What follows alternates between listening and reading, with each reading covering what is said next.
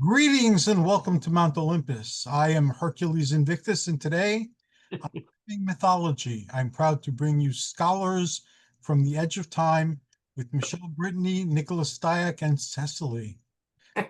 Welcome. Greetings, Hercules. How are you this evening? I'm very excited to be talking to both of you, and again, happy anniversary. Oh, thank you. Thank you so much. Well, Nicholas, I've got you, a I think you've got a pile. pile of stuff. I've got so he's got an update. I got stuff, man. So we couldn't hang out last month because I hurt my foot. I'm sorry. So, but in that month, the Peplum Library has grown considerably, considerably. So, potential stuff for us to talk about later. Definitely stuff to watch. First thing I've plucked up is Fire Maidens from Outer Space. Awesome. I have never seen it. I thought it was just going to be kind of a crappy Z movie, but it's Atlantean women on one of the moons of Jupiter, and that's like a Lynn Carter story. And I'm like, totally got to watch that. So I know it's going to be bad, but I'm hoping it's going to be awesome bad, and I'll be dragging my partner in crime to watch it for sure. Oh, yeah, definitely. Greek elements in that movie. Yes, I mean that's what kind of got my eye on it. Who released that, by the way? Oh, this is a Vinegar Syndrome release, so basically Some Criterion style release. Yeah, they've got some really nice covers. I like those boutique releases. And then Recently, and then Tim Schwartz, who was on a few of our shows, he managed to have seen it the same week. So we're not talking about that on the UFO show for. oh, cool. Oh, neat. Another picked up is two classics from the 80s. They just got 4K releases, but Deathstalker 1 and 2. All right. Just in time for the new movie coming out, Mhm. which will be fun. I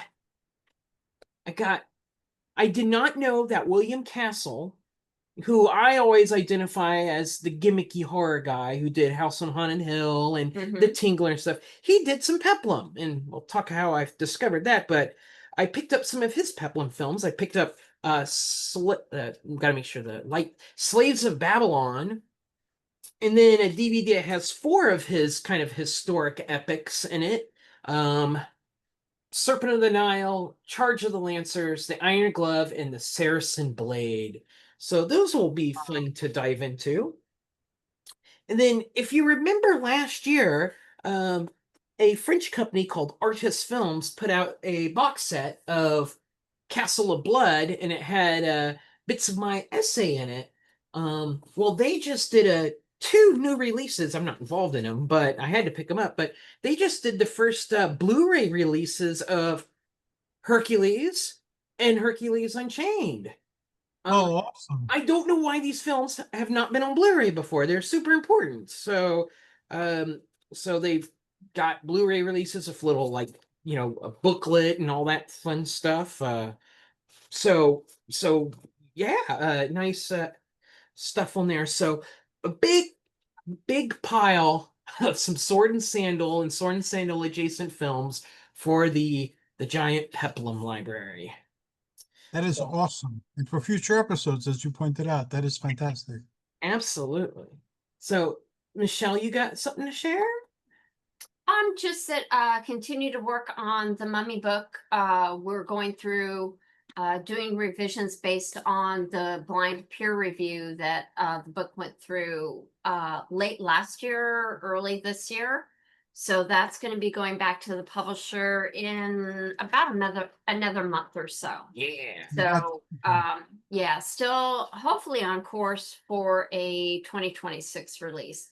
The essays are great. I think we have about 14 covering pop culture, gender, East-West relations, monster theory, and Eastern mysticism. So it should be really good. And then we've got a foreword by one of the Egyptologists, Dr. Tyson Smith. So we're very excited about that.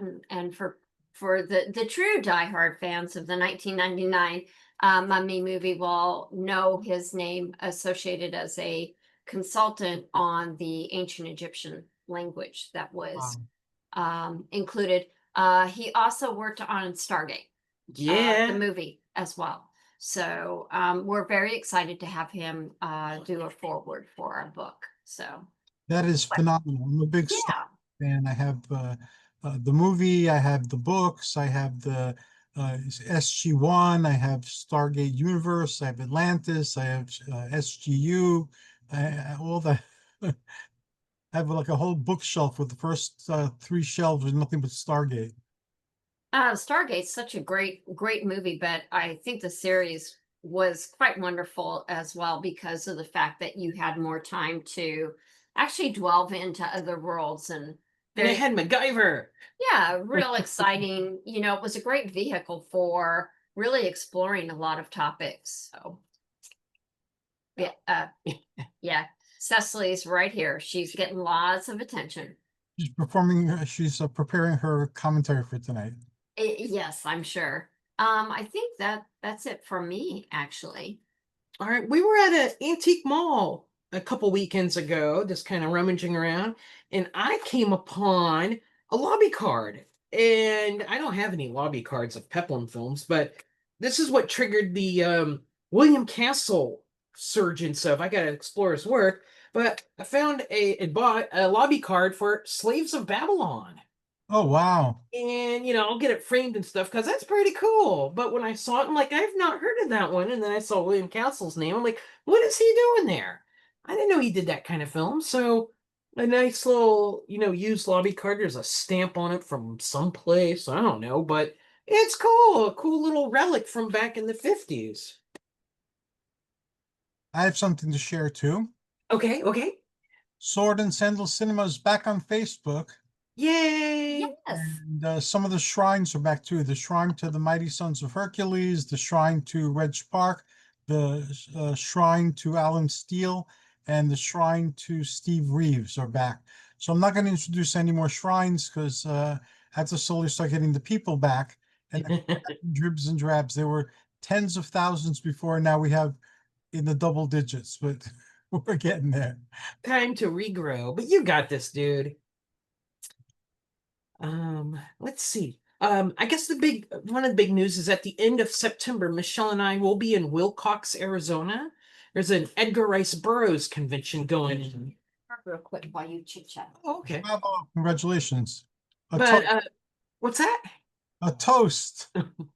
Yeah. We're gonna do a little road trip down there, see all the Western stuff. But so yeah, this convention is to celebrate the 150th birthday of Edgar Rice Burroughs and to commemorate him being stationed there because there's an army base there at Fort Grant. They're erecting here's a postcard that we were sent, a plaque at the train station where he arrived.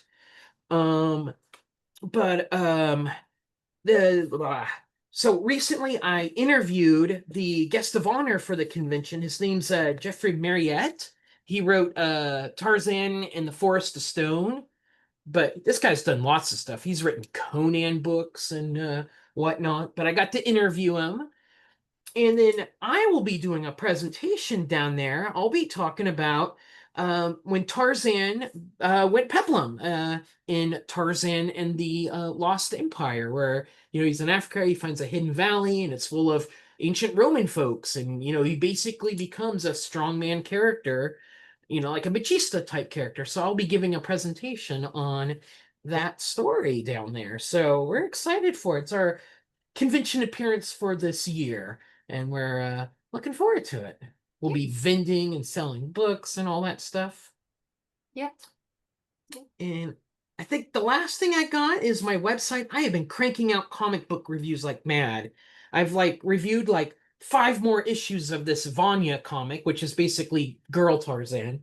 So if you go to my website, the last couple months has seen a lot of activity as I shuffle through that. But so keeping busy. I think that's it from me on what's been going on.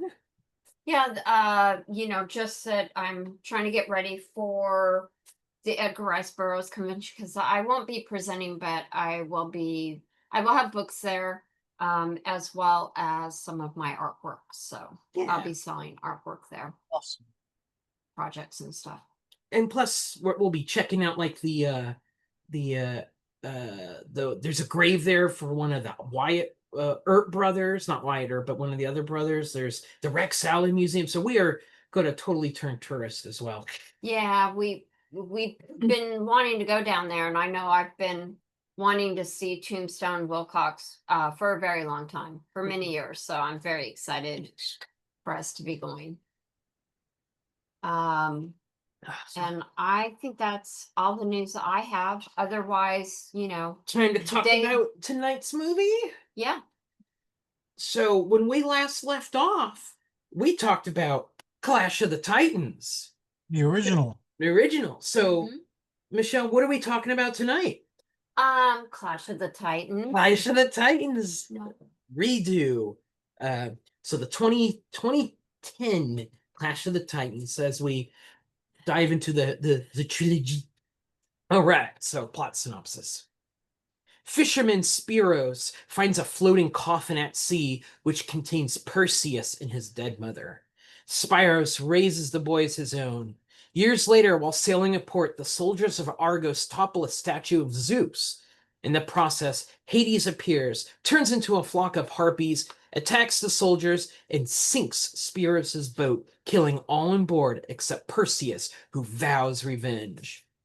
Perseus is taken in by the soldiers to the court of Argos, where Hades makes another appearance and demands that in 10 days, Princess Andromeda must be sacrificed, or the Kraken will be unleashed. Perseus is outed as a demigod, but he still vows revenge against Hades, so he takes up a mission. Him and a handful of soldiers will trek to the Stygian witches and learn how to defeat the Kraken. In their journey, they're joined by Io, an immortal woman who's been watching over Perseus in secret, and two comedic hunters, Ozal and Kusuk. Perseus is granted gifts of a magic sword and a Pegasus, but he does not embrace them. The party is happened upon by Calibos, the former king Acrisius, who's the one who casted Perseus and his mom out to sea. There's a battle against him, and he flees into the desert, his blood waking up giant scorpions. Many of Perseus's party perishes during the battle, but in the end are saved by the Jinn, who have tamed the scorpions as mounts. They all venture to the witches. The witches reveal that the only way Perseus can stop the Kraken is with Medusa's head, but also he will die in his journey. Spoiler, he doesn't. The Jinn save one, and the two hunters leave, but they gift Perseus a shield made from a scorpion. Zeus presents himself to Perseus and tries to persuade him to join him in Mount Olympus. Perseus declines, but Zeus presents him with a gold coin so his party can cross the river Styx. They do so, and they enter Medusa's lair, where everyone is killed by arrows or turned to stone. The Jinn sacrifices himself by exploding his blue stone heart to injure Medusa, and Draco crushes Medusa with a stalactite. Using the scorpion shield as a mirror to see what's going on, Perseus does a spin, flip, swirl, twirl, and lops off Medusa's head. However, leaving her lair, he encounters Calibos again, who mortally wounds Io. The two fight, and Calibos might get the upper hand, but Perseus decides probably now's a good time to use that magic sword, and he does so and slays Calibos. Then a black Pegasus appears, and Perseus rides it back to Argos just as the Kraken is attacking. Too proud of that one. Yeah. Perseus is about to use the Medusa head on the Kraken, but Hades appears, turns into harpies again, and steals the head bag. A chase pursues, but Perseus is able to get the bag back, turn the Kraken to stone, and send Hades back to the underworld and save the drowning Princess Andromeda. She says, "Stay in my kingdom," and he's like, "No, baby, I got more adventures to do." And he goes back to Io, his one true love, who has been resurrected by Zeus. The end. Michele? Kraken is attacking. Oh my goodness. Was that Cecily's mind control putting it? Right. Yeah, she's sleeping on the job right now. Oh, Uh, she's But yeah. Michelle, general thoughts on Clash of the Titans 2010. It was all right. I liked I'm gonna say generally I like the effects. But I'm still thinking I'm not sure about how the mythology was handled in this film versus in the original. So I'm kind of on the fence about it. Um, but generally speaking, I like the ensemble cast. It was neat to see a lot of the different actors in the movie. Yeah, I would say generally, and it was fine. It was a good little adventure film, but I do have problems with it as always. How about you? Well- Your general initial impressions. Here's the big question: original, remake. Well, there's things that I liked about each one. So, I kind of feel like if you could have had a blended, I think that would have been cool. Like the effects of the recent one, but more of the story of the original, I Okay. think is kind of how I would kind of blend those. But there was, yeah, I'll leave it at that because I know we'll talk more. So, you? I liked it. I actually liked it quite a bit. I probably like it better than the original, but I'm partial because that's what I look at is the newer peplums. There's problems with it, where the original had bad green screen, this one had instances of some bad CGI. But my only problems with it are maybe how choices that the characters did I don't necessarily agree with, and we'll talk about that. But overall, like as a movie in its entirety as a neopeplum, like a post-Gladiator neopeplum, I put it up there like with Immortals and 300 and all that stuff. So oh, the head shake. No. So I got a list I want to read real quick because I think this is kind of going to guide what we'll talk about. Because I don't think you could talk about Clash of the Titans without talking about Clash of the Titans. And watching this one, what shocked me was all like the major things in the original, this film did, but did it 180 and yet still wound up with the same story. It's like it's like Mirror World Spock with the goatee. This is Mirror World Clash of the Titans, where it does everything the opposite of the original, but still is the same thing. And I want to read this list real quick. So, original, Perseus falls in love with Andromeda. Remake, he's ambivalent to her. He rejects her offer to rule her kingdoms. Original, Perseus has long flowing hair. Remake, shaved down, and we will talk about this hair. Original, he readily accepts all of Olympus's gifts and uses them. Remake, he avoids using the gifts as much as possible until the very end. Original, much more focused on the gods in Olympus, where more of the gods are fleshed out and do stuff. This one, gods are barely in it. Original, Clockwork Bird. Remake, they toss the Clockwork Bird, which makes But sense. it makes It makes sense. Original, the hero of Perseus, I think, is more thoughtful and more cunning, while the remake, Sam Worthington, is more brute force and spontaneous and prideful. Original overall is driven by love. Remake is driven by revenge. So it's all these opposites on, I think, really important stuff in the story, and it still retains being the same story, even though it does everything the opposite way, which I think is just interesting. In a good way, I should say. It's just bizarre how malleable, I guess, these mythologies are, that you can still steer them in weird directions and do stuff with them, but still kind of come around to, I'm going to say, base text or base whatever. Well, I think that is true. I think when you have solid mythologies, real established mythologies, the Greeks, the Romans, the Egyptians, I do feel that you've got a lot of material that you can play with.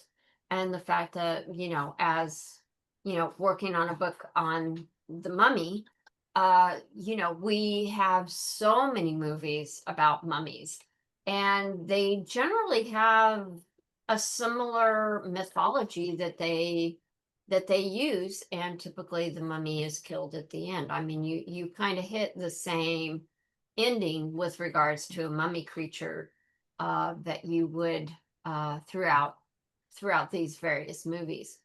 What's interesting about Clash of the Titans is that over on Wikipedia, they actually talked about that they wanted they consciously took a 180 on a lot of the things because they didn't want the kind of base storyline that the gods are driving the humans. They didn't want a checkerboard or a chess set and, you know, the gods having um whatever over humans. I can't think of the word. So I find that actually really interesting, and that as Nick says at the end, that you still kind of come out with the same ending.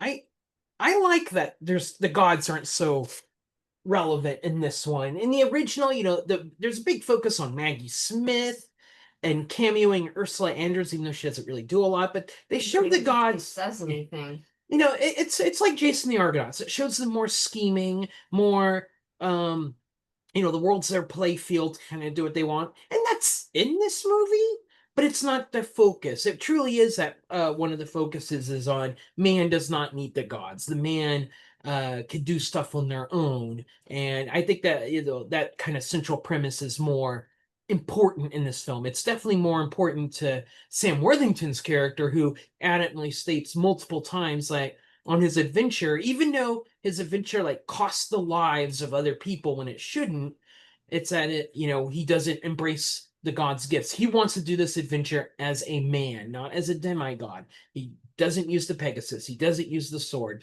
He doesn't, when his arm gets infected by Calibos's bite, he doesn't pray to Zeus to be healed. He's adamant to do this as not a demigod, but as a man, not even like as like a Hercules type character, which is kind of interesting. Compare that to original Clash of the Titans, where the focus is more on the gods of, yeah, here's my chessboard. I'm just moving humans around, and you know the outcome is the outcome.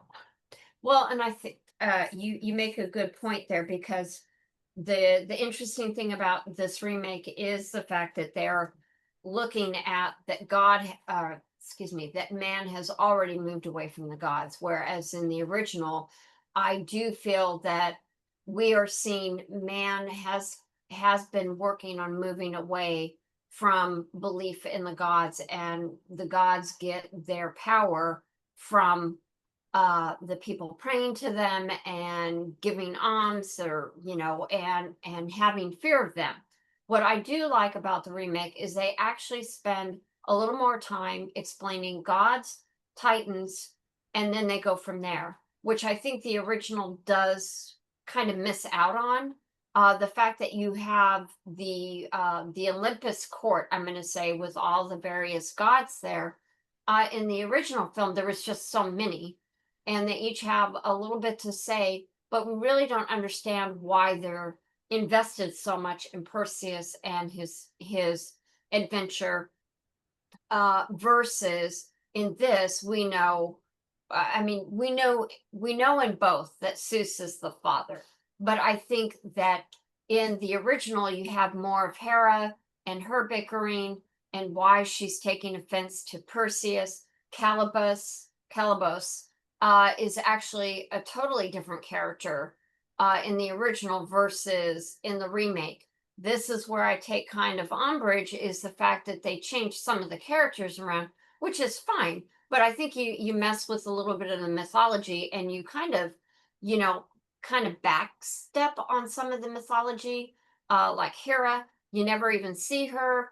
Or if she is there, you know, she's not even identified. They really didn't spend a whole lot of time on the gods, and I think that's probably purposeful, because they are trying to put more emphasis on the power of man over the gods, versus in the original, God's power the gods' power over man and woman, humanity. So in that respect, I think it's actually very interesting. And I even commented to Nick when we were watching the film, I said, hey, I actually like that they spent a little bit more time about giving a premise about who these gods are and what that relationship is and where that relationship is basically broken down when the film starts. And I think that actually helps. And that's where I think some of that blending would have helped. Because I don't feel that the gods were really fleshed out in the original enough that you could really understand the dynamics. I really think that you had to have some sort of context before watching that film, because otherwise you're kind of like, who are these people? Hey, great adventure story, but I'm a little lost. So, well, this film gives a quick Yes. prologue through the Exactly. backlog of constellations and stuff, which is funny because that's how the original ends, is with constellations and stuff. So, Yeah. I know probably real, antiquity scholars will probably just laugh and say, "Oh, we already know that." But for us folks that don't, I'm okay with it. Yeah. So I do like that they spent the time there with that. So I have this as the next point to talk because it really bothered you. And that is Sam Worthington's hair, or lack thereof. the lack of hair, man. So after watching the movie, I said, "What did you think?" She's like, "Why is his hair his shaped? He looks dumb and he looks out of place." And I didn't say he looked dumb, he but I he did does say, look a little.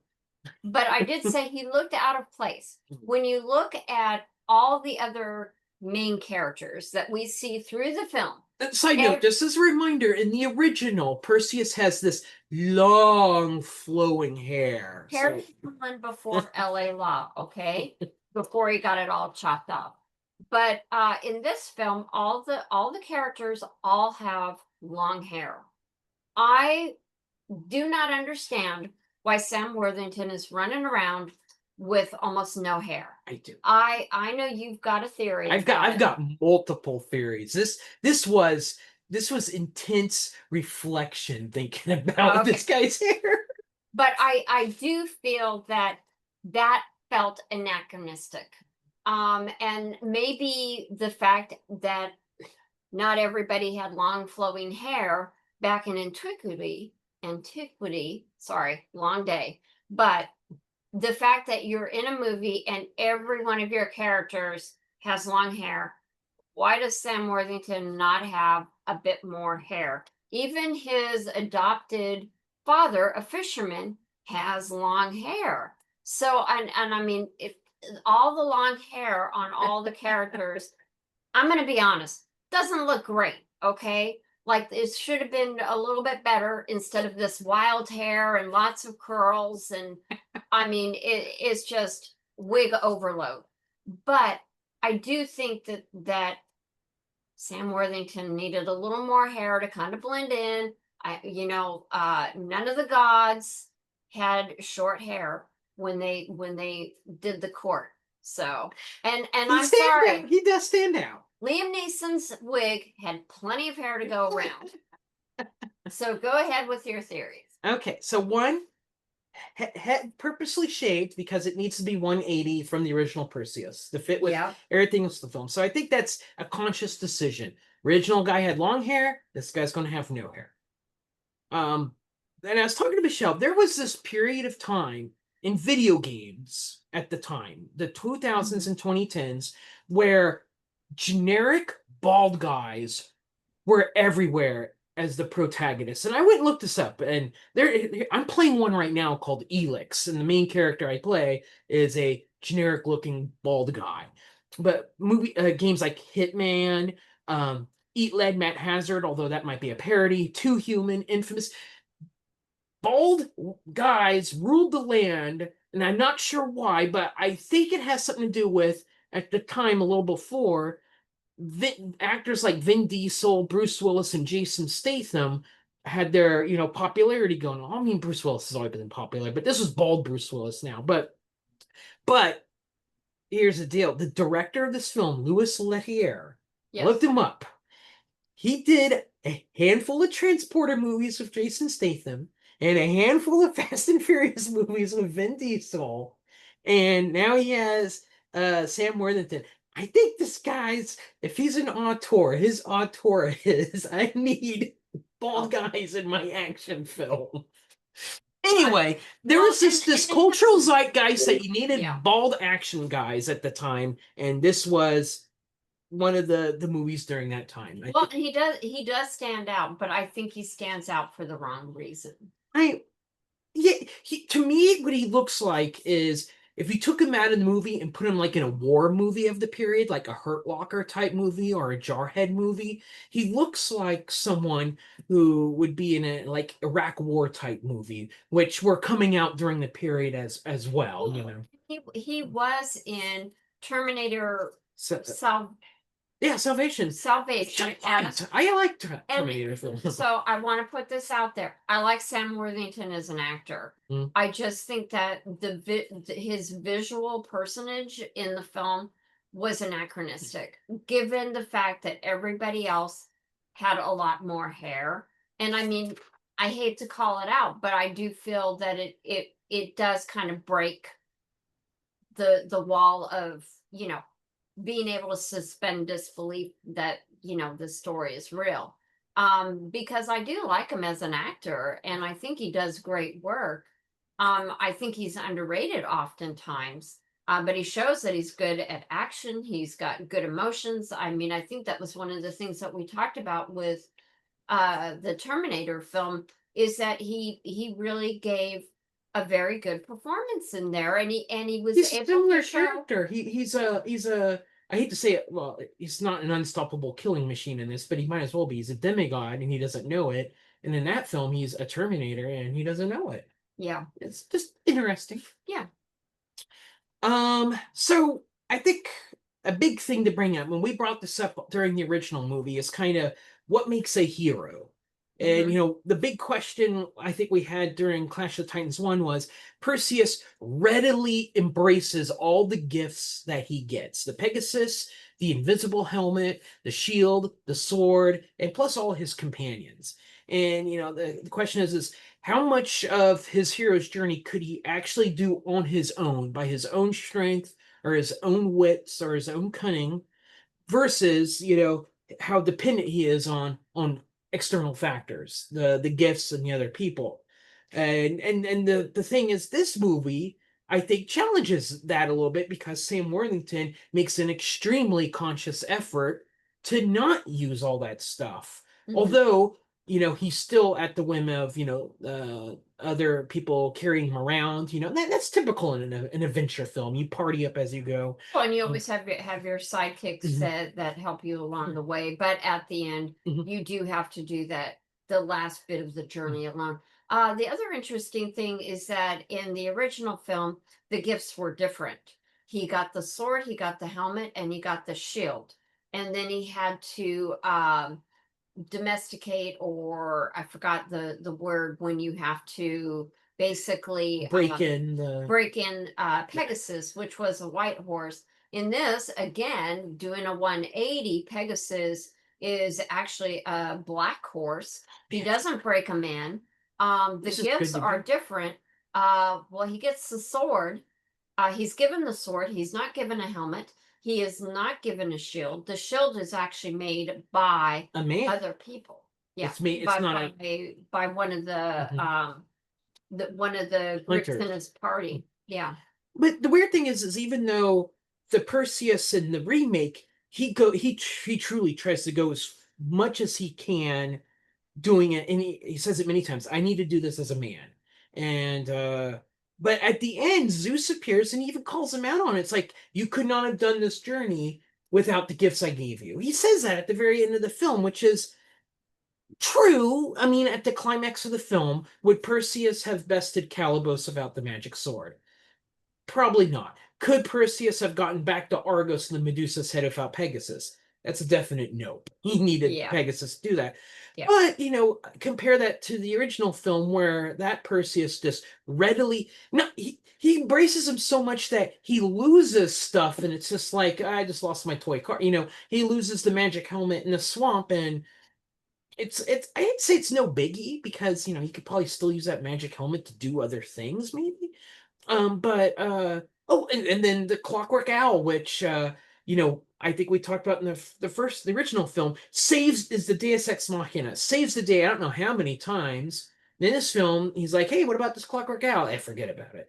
So Well, it's and just I think interesting that, on that type of hero. He's a yeah. different type of hero. Is he less of a hero or more of a hero because he does stuff with his own strength, and again, he's not a Hercules. Hercules has his strength. Sam Worthington, even though he's a demigod, for all purposes, he's still just kind of an untrained soldier that still manages to get through things. Yeah, and he's not even, he's not even trained as a soldier. So somehow, just inherently, he is able to fight because I think it's Draco, Uh-huh. played by Mads Mikkelsen, tries to give him a lesson in sword fighting, and Sam Worthington actually bests him, in their first fight. So, the fact is, it's in there. So I think he's being a little naive, saying that, he's going to do it as a man, when in fact, some of that ability is just inherent. And you just can't get away from it. And there is He no does way a that, lot of like spin flipping and stuff in that Yeah. film, which Yeah. come on. yeah, that again is, part of the fighting style Mhm. of other heroes and other films of that time. So, shameless plug, but brings up some points. I need to bring up the new Peplum because Yay. there's a chapter in here called From Crowds to Swarms, Movement in Bodies and Neo-Peplum by Kevin Flanagan. And he talks about the post-Gladiator Peplum films that emphasize swarms. And he does talk about he talks more about Wrath of the Titans, but he does talk about Clash of the Titans, and I do want to As a sneak peek, we'll be talking about Wrath of the Titans next month. So if you've been enjoying this series, come back for next month. So page 64, I want to read two excerpts real quick. So newer Neo-Peplum films are less interested in revisiting the narrative or ideological terrain of earlier films and are more concerned with pioneering new forms of bodily representation whose power as spectacles derive less from rootedness in Grecian culture milieu and more from sensations like speed and the impression of overwhelming force. So one, I think of the scene where Sam Worthington is fighting the giant scorpions, where the camera is basically a very post Saving Private Ryan shaky cam. There's dirt flying everywhere, mini little explosions of their pedipaps going into the ground, and he's agile as heck, jumping around from everything. Compare that to a more traditional peplum where it's more static. And then I do want to read specifically about Clash of Titans, page 73 here. Excuse me. Where did it go? Where did it go? Where did it go? Ah. Neo-Peplum films frequently show how supernatural forces embody the qualities of the swarm. One example of combining a mythological tradition with a recent fear is the sequence toward the beginning of Clash of the Titans, in which harpies, commanded by Hades, attack Roman soldiers, not Romans, it's attack soldiers who have just felled a statue of Zeus. They are surrounded, attacked in pulsing waves by harpies that swoop in, claw, bite, and carry away offending soldiers. The camera encircles the soldiers and constantly changes position during the sequence to convey the disorientation being experienced by the men under attack. Compare this to traditional peplum where crowds and swarms are more it's static. You're in a gladiator arena, people are just sitting there, it's kind of a static. Yeah, you get inside the arena and you're fighting, but it's not disorienting, it's not confusing, it's not whiplashing everywhere. Or you're in someone's court, and it's a big court, it's more of a toga and sandal sequence where it's more political, of bodies just sitting there and talking and doing political things. So just interesting that, Clash of the Titans kind of eschews all that, instead embraces more movement, more sensations of what the body can do. In this case, Sam Worthington doing his bend flips with swords and stuff, rather than what you saw in something like Gladiator, where it's more confined into like an arena, one-on-one type thing, whatever. But so that's some of the talkage about Clash of the Titans and bodies and swarms in my book, The New Peplum. What's also interesting that we see with this film is the fact that we see one of the, I think he might be a shaman or a priest or something, who is just part of the crowd, but he grows in influence and power over the rest of the crowds, and say, really advocates that they should be praying to Hades and things like that. So a kind of an unknown entity becomes this powerful person who was in the crowds, and you don't really know anything about him. But it's interesting that, that would be like somebody in the crowd in Gladiator, coming out onto the field and wielding the power that you're like, whoa, where'd this person come from? So that's actually very interesting. Well, which is funny is we don't know anything about this guy other than he's very pro gods, but he has that cultish vibe to him. But he also gets his comeuppance, and even though he doesn't do anything too terrible, yeah, he grabs the princess to sacrifice her, but that was kind of one of the plans anyway. Yeah. He's just kind of a jerk character. But man, we sure make sure he gets his comeuppance by having bits of the statue of the Kraken fall and crush him. Even though he's like no threat to like the main narrative. He poses no threat to Perseus's journey or anything like that. But man, he's still made out to be a bad guy.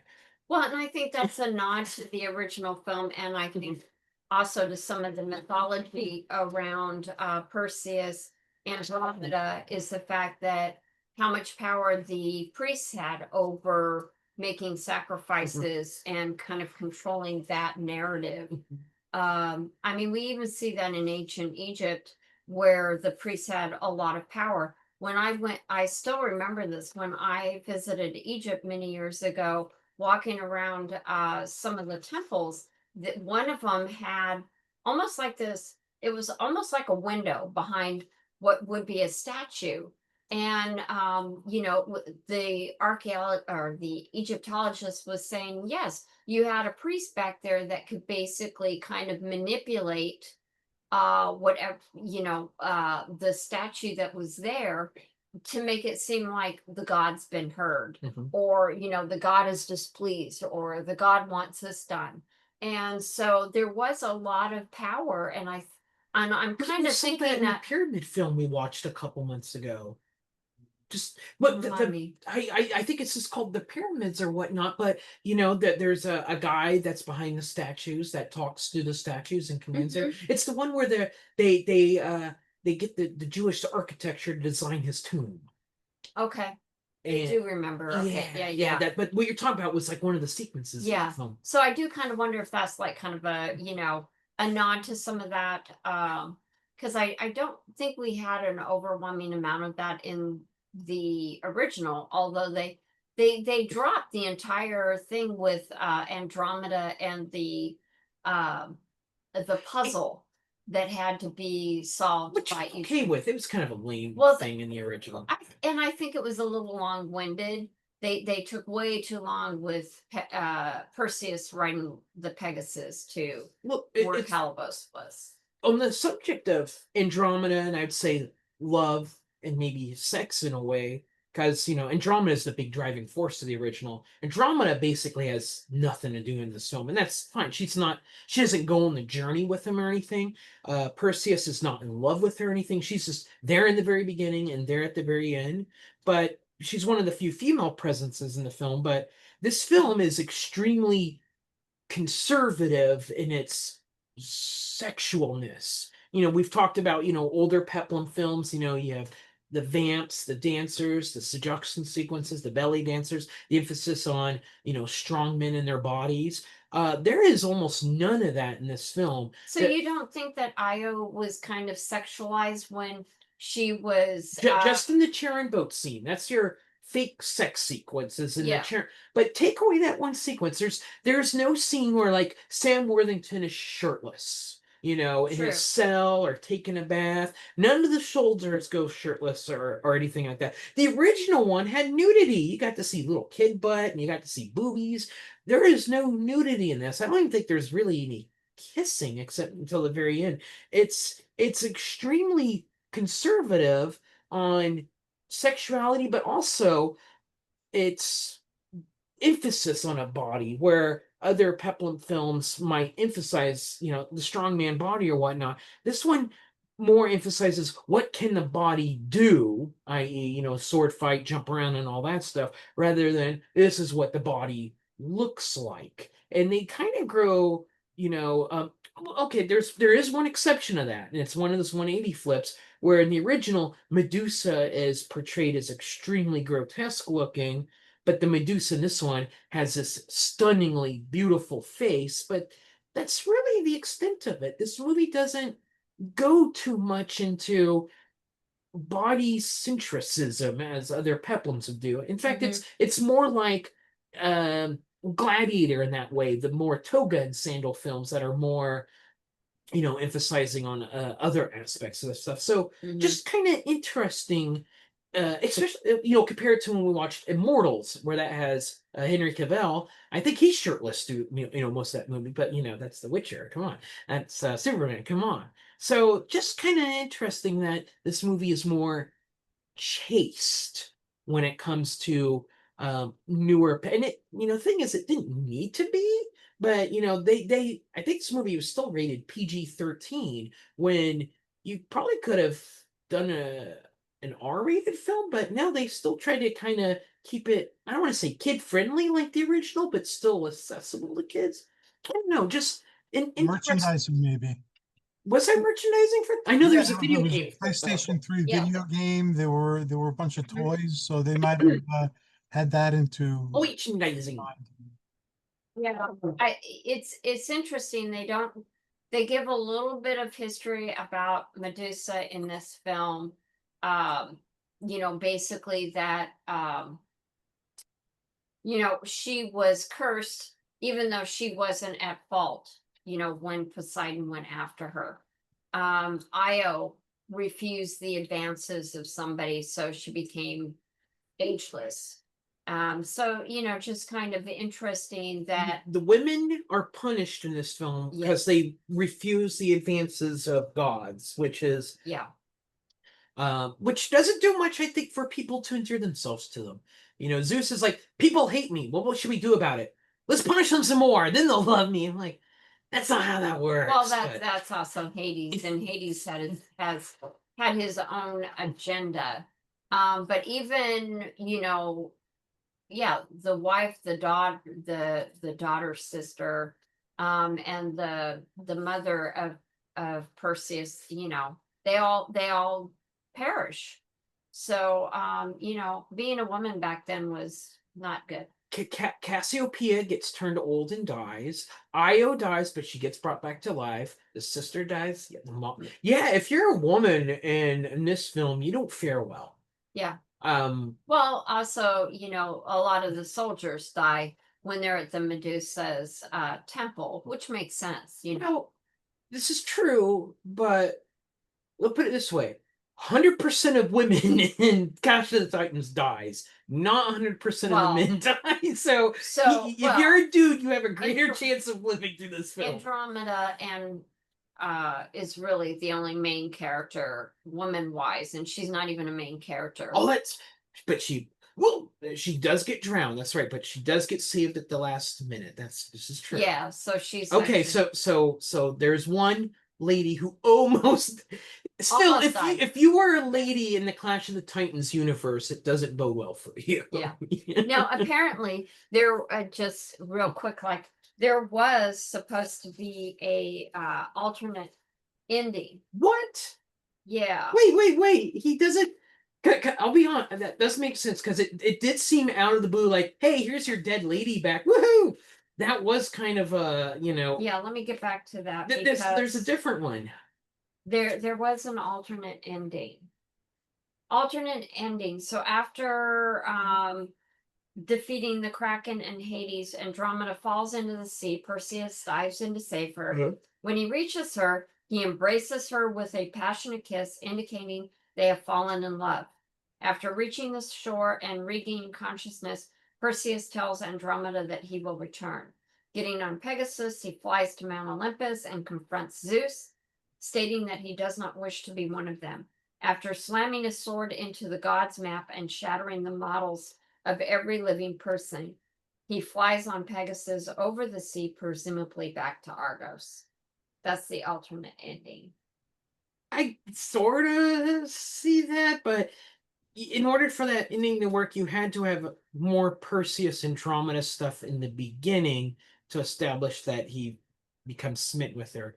Which, they do in the original, because he sees her and goes, "Oh, she's pretty. Let me break into her room." Oh yeah, I mean, it's creepy. I'll be honest, but at least there's build up onto why he falls in love with her. Yeah. If he just winds up kissing her at the end and they magically fall in love, that's just dumb, movie logic there. I personally think Io should not have come back to life, even though I like the character. She reminded me of Embeth Davis's Sheila character from Army of Darkness for some odd reason. Oh, interesting. It just seemed like her. That's all. I don't know why, but I keep that fire burning in you, Perseus, because you've got more gods to slay. Mm-hmm. That's how it should. When he's on the back of Pegasus, riding across the ocean, I'm sitting there thinking, and roll credit. And roll credit, but it didn't roll credit. They bring Zeus in. He's like, "Well done. Here's your lady back. I'll catch you on the flip side." I'm like, well, they have to set up for the sequel, which has Sam Worthington. I bet it doesn't bring the lady back. Liam Neeson, I don't know, and Ralph Fiennes. Those three. We haven't looked at the Wrath of the Titans, but it's coming. Next month. Next month. So, Yay. well, I know we're almost at the end of the hour. So, Hercules, we like to pass the torch of knowledge and understanding back to your capable hands. I just have a minute's worth, and then we're going to ask for contact information and goodies coming in the next couple of months. There was a myth with Hercules where the gods gave him all sorts of stuff and he refused it, and he went and got his own club.